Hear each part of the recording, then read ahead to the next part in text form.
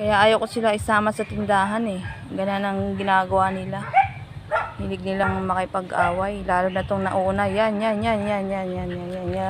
Yan ang pasaway. Yan. Siya ang promotor sa lahat. Kaya nagkakagulo ang mga aso eh. Dahil sa kanya. Kasi bansot na asbok.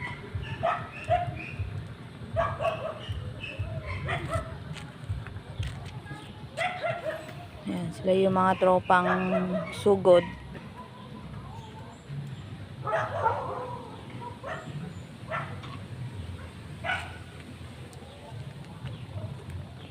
Hoy, bansot, umuwi na kayo, lakad na. Uwi na. Eh, pinauwi ko na sila. At talagang pasaway eh. Hi, Mami Birds. Yan si Mami Birds. Malapit na naman siya mga anak.